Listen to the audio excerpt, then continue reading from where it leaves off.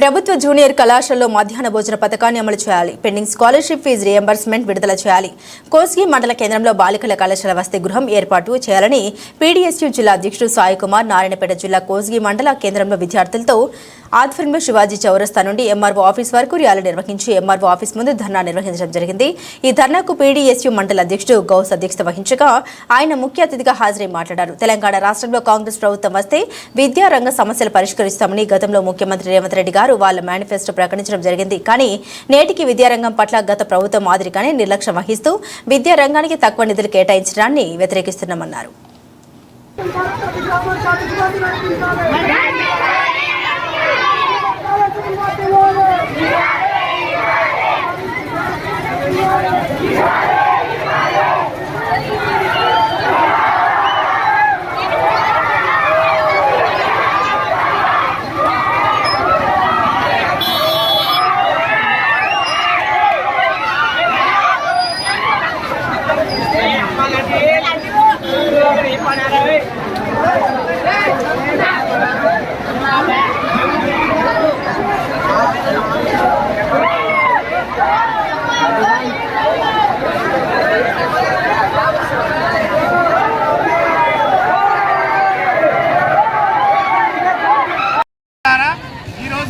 కోస్గి మండల కేంద్రంలో పీడీఎస్ ఆధ్వర్యంలో ఎంఆర్ఓ ఆఫీసు ముట్టడించడం జరిగింది.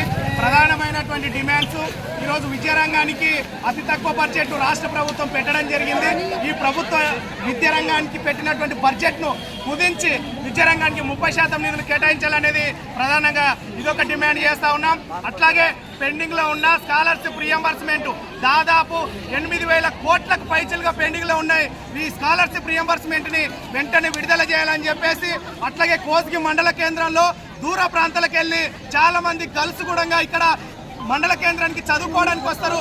వాళ్ళంతా కూడా చదువుకొని దాదాపు 20-30 కిలోమీటర్లు ప్రయాణం చేయాల్సినటువంటి పరిస్థితి ఇక్కడ ఏర్పడ్డది.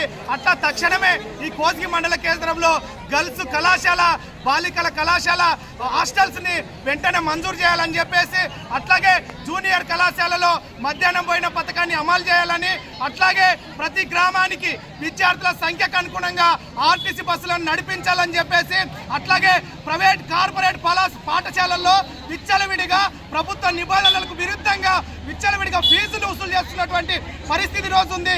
ఈ ఫీజులను కూడా నియంత్రించాలి. స్థానికంగా ఉన్నటువంటి అధికారులు పర్యవేక్షించాలి.